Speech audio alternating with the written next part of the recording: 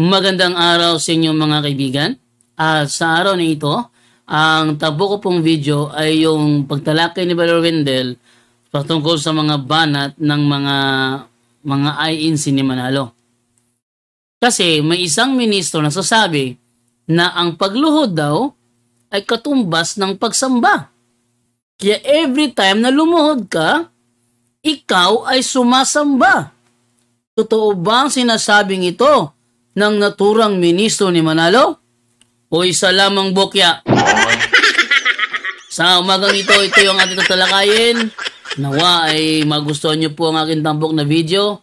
Yes, sa mga bago pa po sa aming channel, please po don't forget to hit the subscribe button at ang notification bell para maging notified kayo sa bawat video na ilalabas ko sa channel na ito. At take note, pagkatapos ng featured video natin, may tanong mula sa mga comment section na hindi nasagot sa ating live ay sasagutin sa dulo ng video ito. Kaya wag na po nating patagalin, simulan na po natin.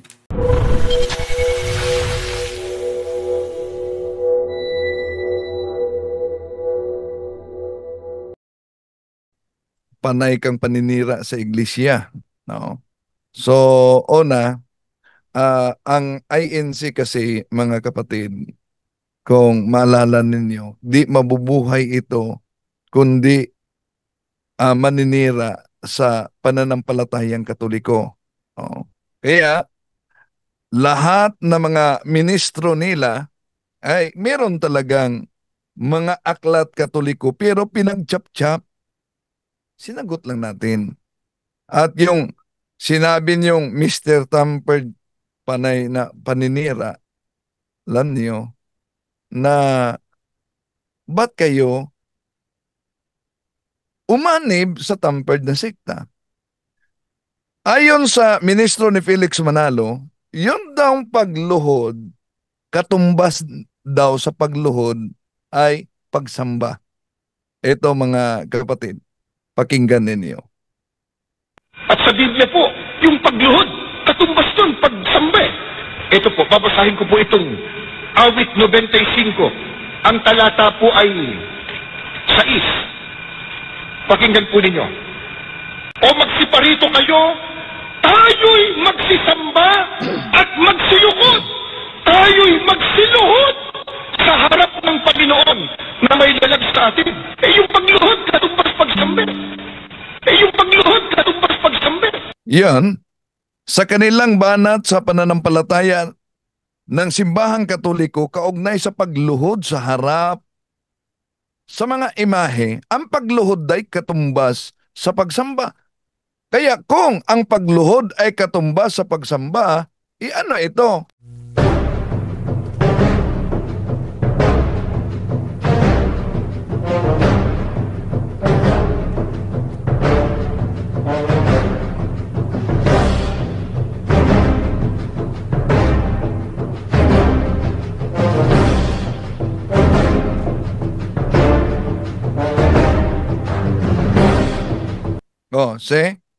Ang pagluhod katumbas ay pagsamba.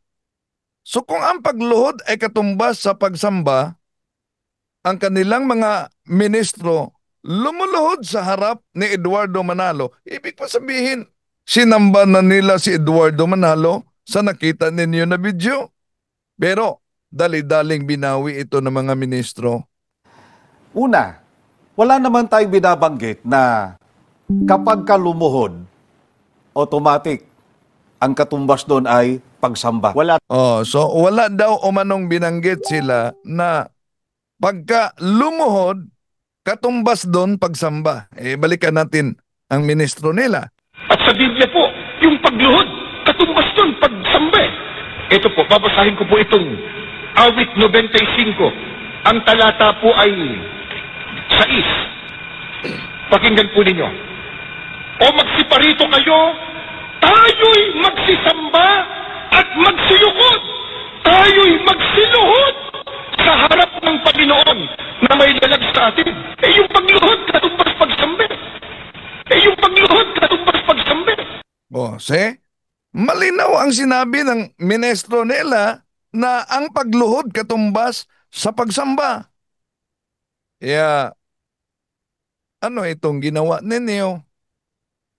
Kung ang pagluhod ay katumbas sa pagsamba, sandali, tignan natin ang mga ministro nila. Ano ang ginawa ng ministro nila? Ito.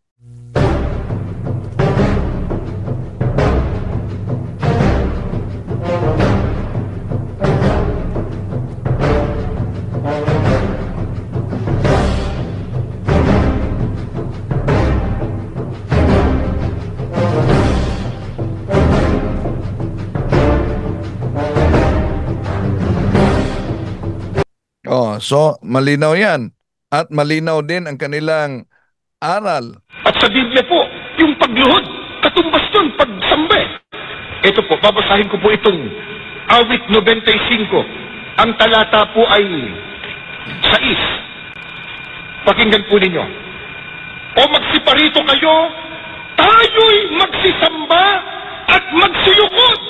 Tayo'y magsiluhod sa harap ng Panginoon na may lalag sa atin. Yung pagluhod, katumbas pagsamba. Yung pagluhod, katumbas pagsamba. Yan, malinaw mga kapatid na ang pagluhod daw ay katumbas sa pagsamba. So, kung yun ang argumento nila na ang pagluhod katumbas ng pagsamba, edi sinamba nila si Eduardo Manalo, di ba ma?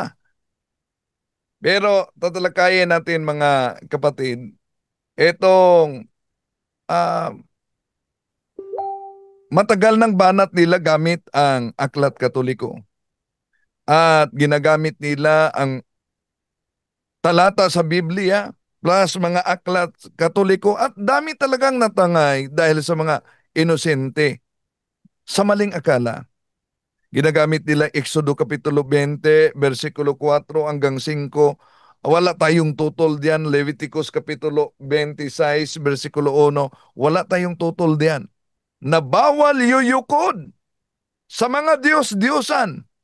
Ang binanggit po sa naturang talata na bawal kang yuyukod sa ibang Diyos o false God. Yun ang tinatawag na Diyos-Diyosan. Pero ang tanong, yun po bang larawan ng Mahal na Birhen Maria? Larawan ng mga santo? Sila po ba'y mga Diyos-Diyosan? Hindi. Yun lang ang maling akala ng ating mga kapatid. Si Manalo na, nilagyan nila ng larawan.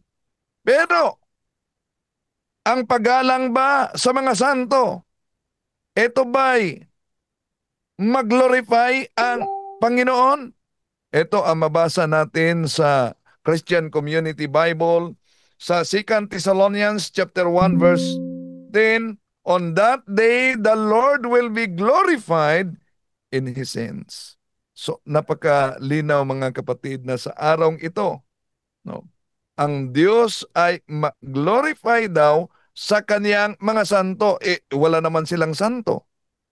Kung tingnan natin at pag-aralan natin mabuti mga kapatid, kahit sa panahon ni Propeta David, may naganap na pagluhod. Saan? Sa templo ng Diyos. Asan niyan mabasa? Nasa Ikalawang Hari, Kapitulo 1, versikulo 13. Ito ang mabasa natin. At muli siyang nagsugo ng punong kawal ng 50 na kasama ng kaniyang 50. At ang 3 punong kawal ay 50 ay umahon at naparoon at lumuhod sa harap ni Elias at namamanhik sa kaniya at nagsabi sa kaniya, O lalaki ng Diyos, isinasamo ko sa iyo na ang aking buhay at ang buhay ng 50 ito na iyong mga lingkod ay maging mahalaga nawa sa iyong paningin. So, asan sila lumuhod? Lumuhod sila sa harap ng banal. Ibig ba sabihin na yung pagluhod nila sa harap nito ay dinyos na? Hindi. Dahil yung pagluhod na yan, kung tingnan natin ang salin ng ang salita ng Diyos, ay nangangahulugan hindi sa pagsamba bilang Diyos, kundi sa paggalang. Ito ang ating mabasa. Nagpadala ang hari ng ikatlong opisyal kasama ang 50 tauhan. Pagdating ng opisyal kay Elias, lumuhod siya bilang paggalang at nagmamakaawa, lingkod ng Diyos. Mahabag ka sa akin at sa mga tauhan ko. See? Lingkod ng Diyos. Nasa lumang tipa na pala.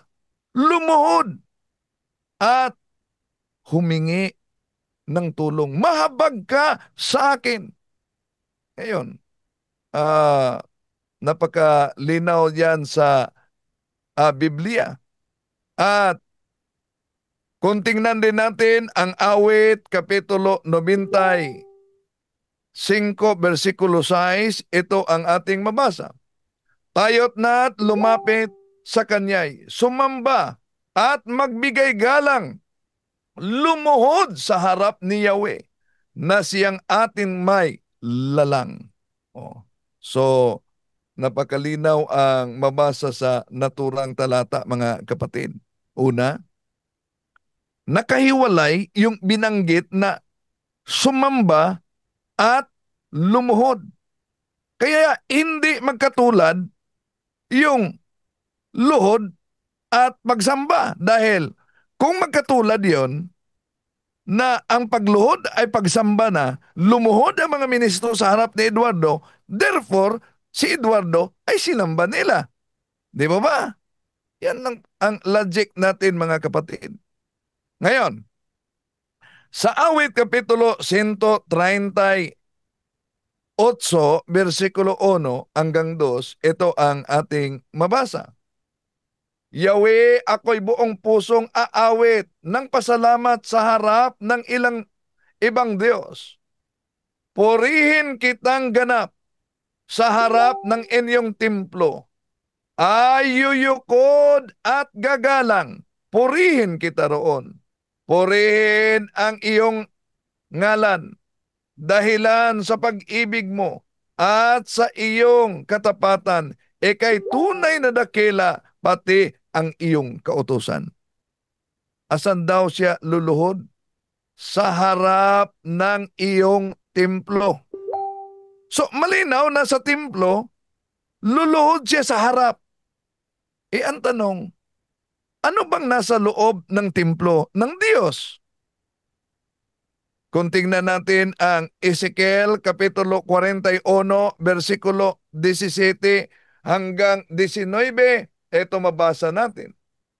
Ang loob naman ng templo ay balot ng tablang, kasintaas ng pinto na may ukit na larawan ng palmera at kerubin.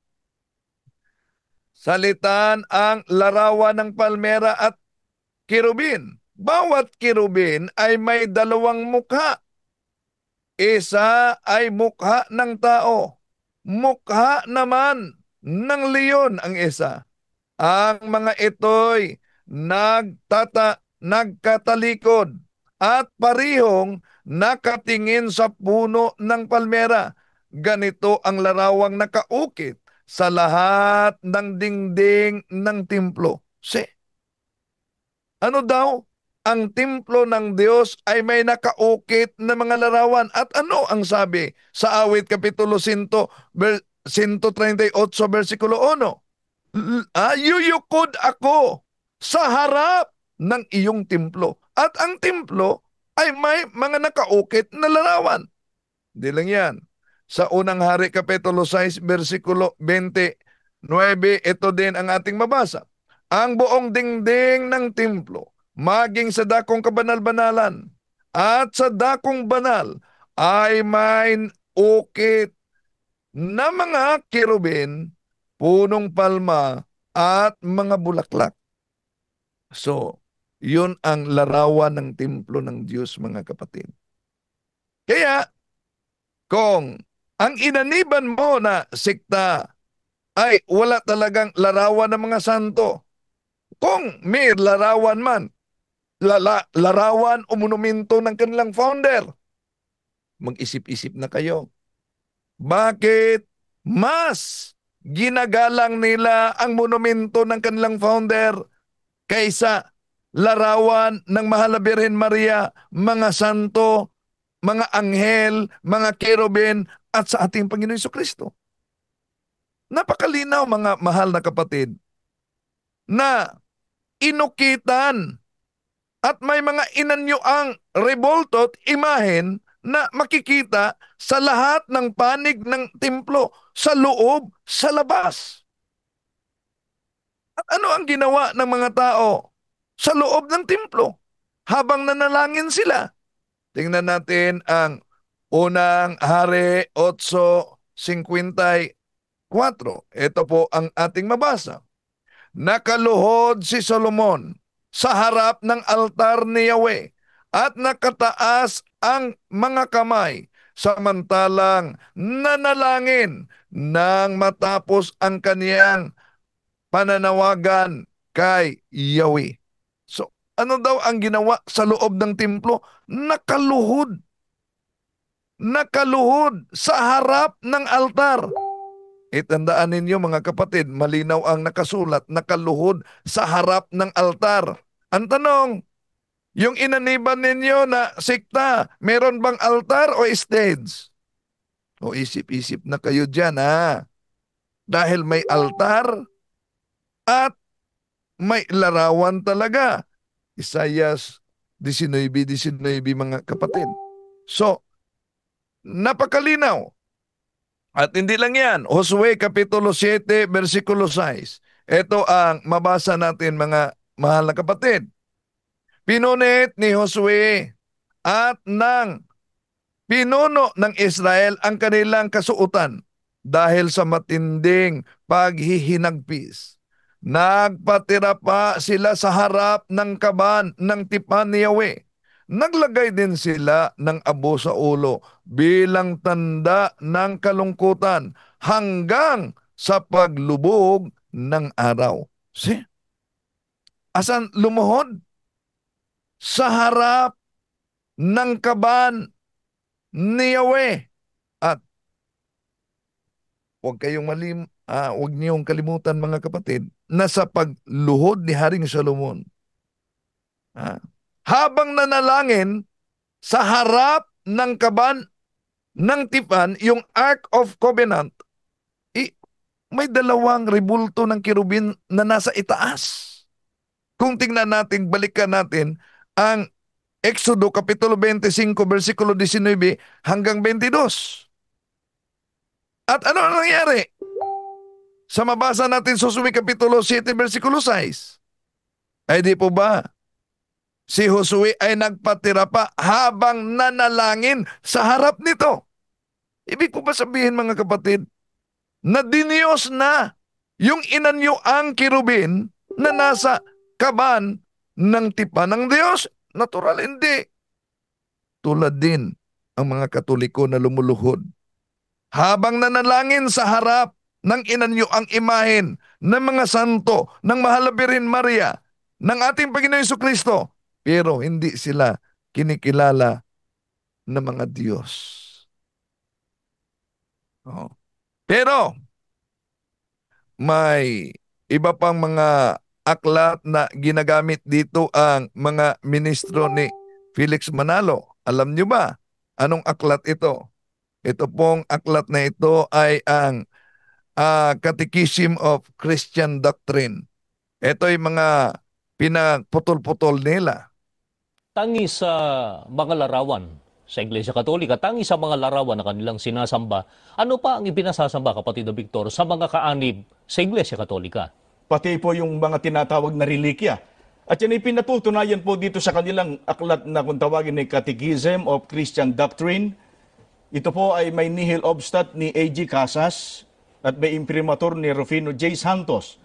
Sa mga pahina 86 at 87, ganito ang sinasabi ng aklat nila sa Pilipino na ulit. Ano santo? Ang santo sa tumpak na pakahulugan ng salita ay siyang nasa langit at pinagparangalan na ng Iglesia Katolika upang sambahin sa madla ng mga mananampalataya. Ang pagsamba ba sa mga santo ay ukol lamang sa kanilang katauhan? Hindi. Sumasakalaw din ito sa kanilang mga relikya at mga larawan. Ano ang tinatawag nating mga relikya? Tinatawag nating mga relikya, una, ang mga labi ng katawan ng isang santo na pinapaging banal o inihanda sa pagiging banal ng iglesia. Ikalawa, ang mga bagay na naging pag-aari ng mga santo o yaong napadaiti sa kanilang mga katawan tulad ng kanilang kasuotan, mga ataol at iba pa. Ang sabi ng aklat, pati yung kanilang larawan ng santo, yung kanilang mga relikya o mga labi ng kanilang mga santo ay ipinasasamba na rin. Iba yan, kapatid na Victor, doon sa karaniwang sinasabi ng mga pari sa Iglesia Katolika at nung kanilang mga kaanib na hindi raw po nila sinasamba yung kanilang mga santo at yung kanilang mga larawan. Ngayon, ayon sa aklat na yan, sino raw ba yung kanilang tinatawag na santo na dapat daw sambahin? Sila raw po yung mga taong nasa langit na at pinagparangalan na ng Iglesia Katolika upang sambahin daw sa madla. Bukod sa mga larawan, sinasamba raw yung mga relikya. Ano raw ba yung tinatawag na mga relikya? Ayon po sa kanilang aklat mismo, yan daw ang mga labi ng katawan ng isang santo na pinapaging banal o inihanda na sa pagiging banal ng Iglesia Katolika at ang mga bagay daw na naging pag-aari ng mga kinikilala po nilang santo, maging yung mga napadaiti sa kanilang katawan, tulad ng kanilang kasuotan, mga ataol at iba pa. Yung po, alinsunod sa kanila, dapat din daw nasambay. Okay, iyon mga kapatid, ginagamit talaga nila ang iba't ibang mga aklat Katoliko, no? Para lalo na itong Catechism of Christian Doctrine. Pero pinagchap-chap at ginamit nila dahil sa pagbasa nila may salitang pagsamba. Kaya dahil sa salitang pagsamba, ginagamit nila yan, salitang worship, at sinasabi, di po ba, napakalinaw sa Catechism of the Catholic Church, aklat ninyo yan, na sinasabi mismo ng otoridad Katoliko na yung mga larawan ng mga santo, maging ang kanilang mga relikya, ay sinasamba ng simbahang Katoliko. Kaya, di po ba, diniyos ninyo yan? Una, kung yun ang kanilang interpretasyon, alam nyo ba na sa Pasugo Magazine ni Felix Manalo, bago natin yan sagutin, merong larawan si Felix Manalo, meron ding relikya yung upuan niya. Mamaya, tatalakayin natin yan mga kapatid. Pero sa paggamit nila sa referensya, malinaw na diferensya talaga ang lumabas mga kapatid. Mag-ingat. Dahil mahilig silang magamit ng mga aklat Katoliko, mga referensya na ang resulta ay diferensya talaga.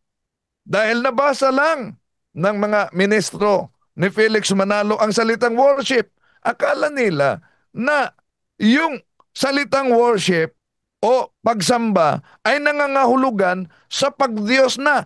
Maling-mali. Kaya nga umanib sila sa maling sikta. No. Kaya isa-isahin natin mga mahal na kapatid. Una, kung ang salitang worship ay pagdiyos na, tingnan natin ang mabasa sa Biblia. Okay? Ating tingnan ito. King James Version ang ating gagamitin mga kapatid. Sa 1 Chronicles chapter 29 verse 20. Ito po ang mabasa natin.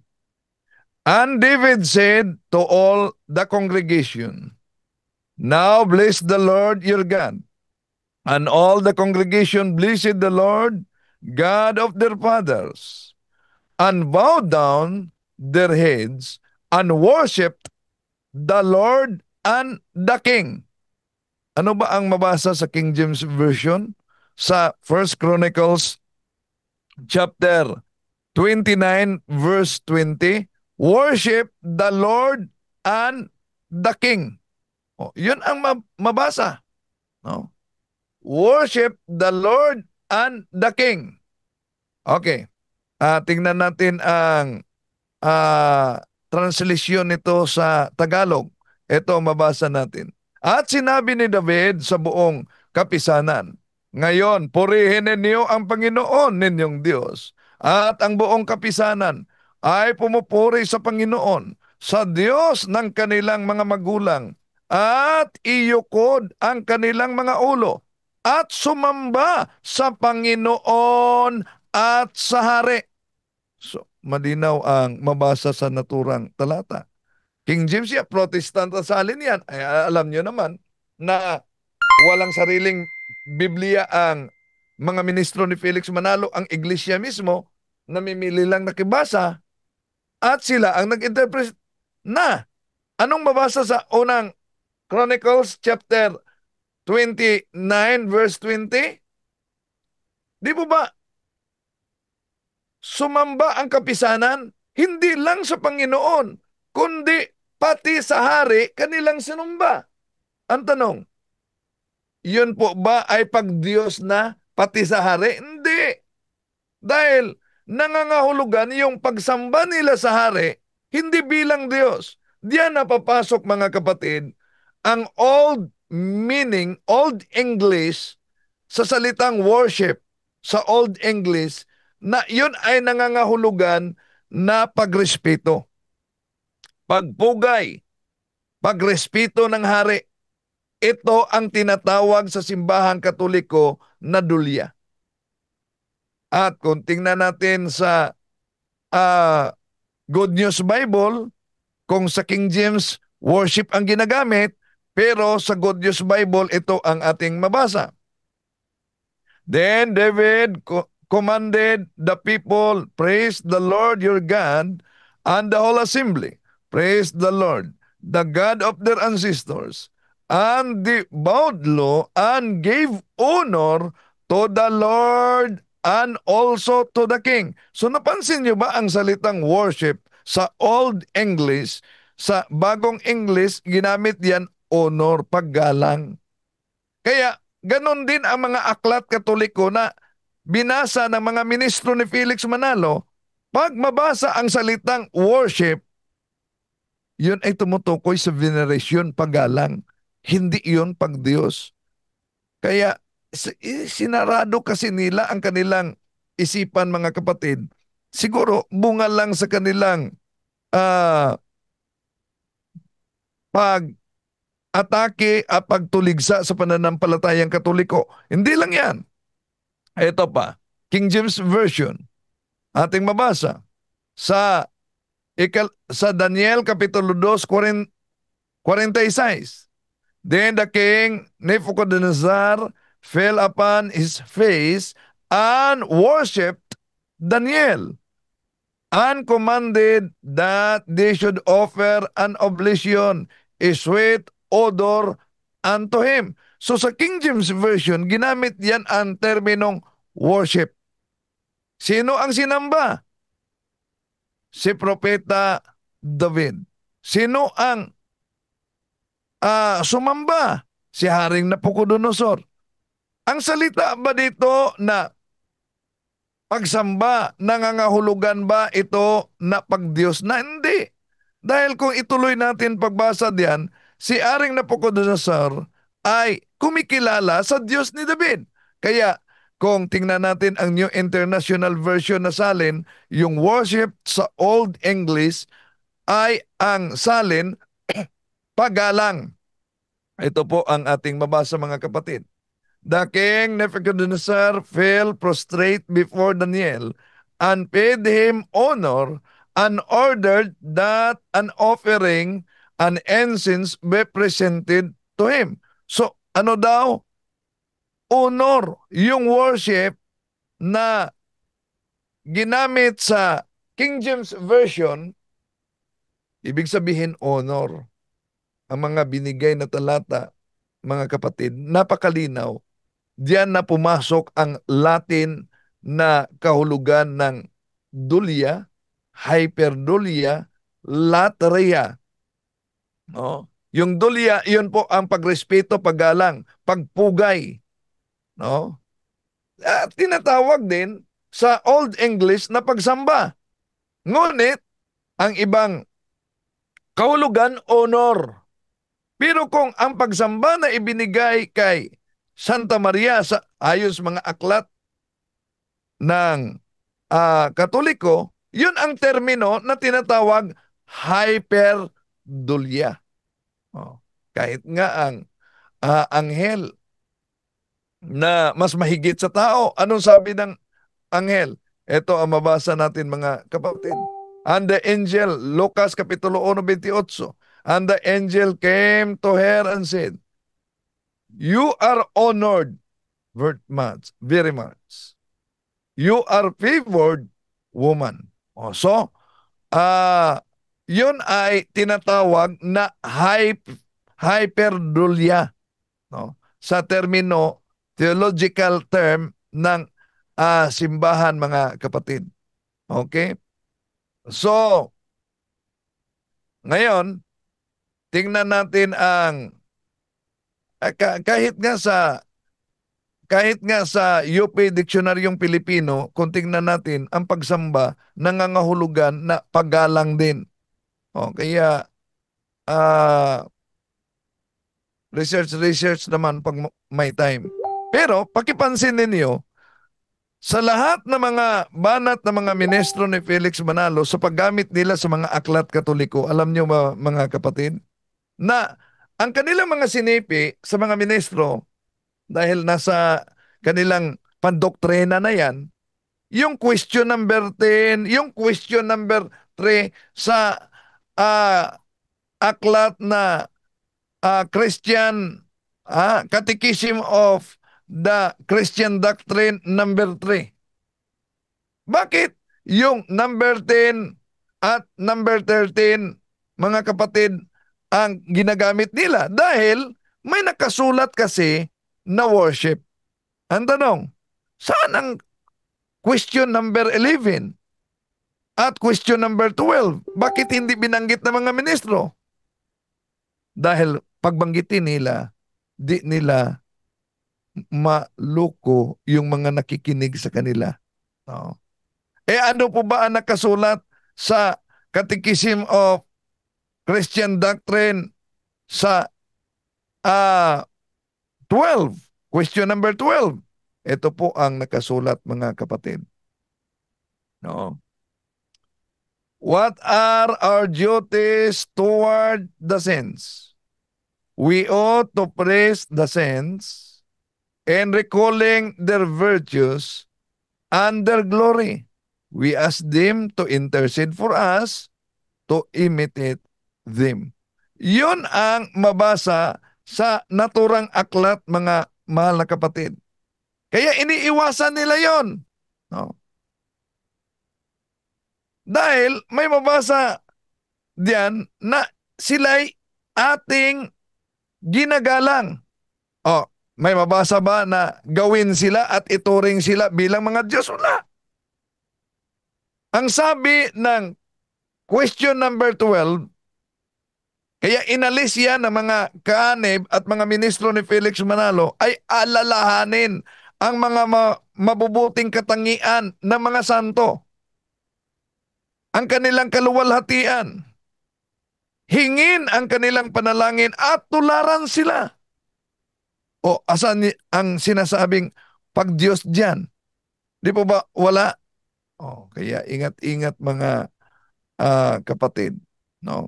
Ngayon, kung alas 9 na pala, no? Sa susunod na lang ang relikya. Dahil kahit sa aklat ni Felix Manalo, alam nyo ba, sa pasugo ni Felix Manalo, merong imahe si Felix Manalo. Meron din silang relikya, yung upuan ni Felix Manalo. Kaya double standard sila, no? Double standard sa kanilang pagbanat sa pananampalatayang Katoliko na ang pagluhod. Ano daw ang pagluhod? Ito oh.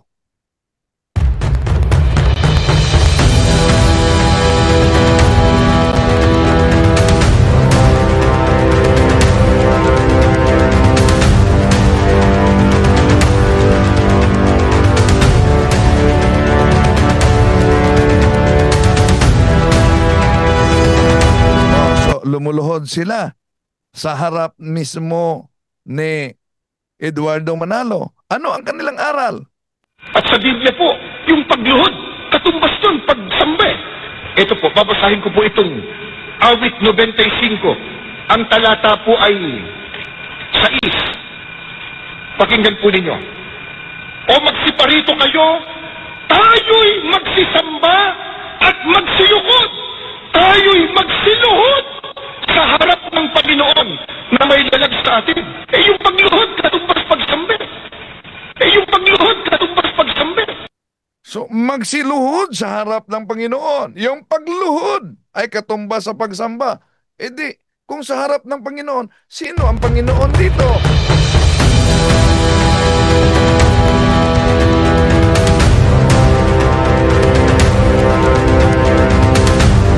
Sinong Panginoon diyan? Kaya agad-agad binawi.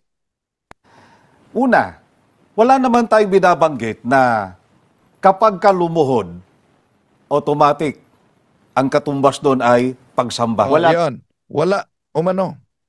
Pag lumuhod, ang katumbas, pagsamba. Ano ito? At sa Biblia po, yung pagluhod, katumbas doon, pagsambe. See? Ano yan? Sa Biblia, ang pagluhod, katumbas sa pagsamba. Pagkatapos, lumuhod ang kanilang mga ministro. At dahil lumuhod ang kanilang mga ministro, una, wala naman tayong binabanggit na kapag ka lumuhod, automatic, ang katumbas doon ay pagsamba. Ayan, mga kapatid, no? Di po natin layunin na saktan ang damdamin, pero sa matagal ng panahon na ginamit nila mga aklat Katoliko, pinag-chap-chap, at Katoliko talaga ang binanata nila, sasagutin natin sila. Kahit pa sa isang pampublikong debate, dahil matagal-tagal nang walang debate, di po ba? Okay. So, sa pagkakataong ito, ibalik na natin sa punto por punto, mga kapatid. Brajando? Ayan po ang tampok na video ni Brother Wendell Talibong patungkol doon sa mga ministro na nagsasabi na pag lumuhod daw, automatic pagsamba. Pero yung isang ministro naman nagsasabi, pag lumuhod, hindi automatikong pagsamba. Alin ba talaga ang totoo sa dalawa? Okay, so sa pagkakataong ito, atin na pong ituloy ang ating pagsagot sa mga katanungan at ang tanong na ating bibigyan ng linaw itong kay Lilibet Manzano. Sabi ni Lilibet Manzano, good evening bro Jando, na ako'y pangutana, ganiha manggod, pagsimba na mo human sa misa, niduol ko sa pari dire. Kay ako siya gipangutana na may blessing ba siya sa olive oil. Nagamit ang deliverance book. Ang tubag ni Father, dili daw siya magamit sa deliverance book. Kay naa daw siya guide. Ang tanong ko po, depende po ba sa pare ang magamit sa deliverance book pag magpa-bless ka sa olive oil? Okay, depende ba sa pare ang paggamit sa deliverance handbook? Yes, depende po yan sa pare. Kung gusto niyang gamitin ng handbook ni Father Sikia, okay. Kung ayaw niyang gamitin, dapat meron din siya. Meron siya sarili niya o prayer from the church na exorcism prayer o na pang-bless. Exorcism ritual na pang-bless sa naturang olive oil. Kasi, iba kasi ang holy oil sa holy and exorcised oil. Sabi nga ni Father Darwin, yung holy oil is for blessing. Blessing siya. Pero ang holy and exorcised, double purpose siya. Blessing and cast away evil spirits. Pag ang prayer intention na ginamit sa ritual sa pag-bless ng olive oil is the exorcism ritual, ang intention ng prayer is to cast away evil spirit, evil presence. Kapag nandyan sila, they will be cast away ng dahil lamang sa exorcism na ritual na ginamit dyan. Kaya kailangan talaga holy and exorcised oil. Okay, so yan po ang ating kasagutan kay Lilibet Manzano. Abangan nyo po ang mga next uploads po natin dahil maraming katanungan po ninyo ang aming sasagutin pagkatapos ng aming video tampok sa naturang episode. Ito po si Jando Alabado na sasabi po sa inyo. Maraming salamat po and bye-bye.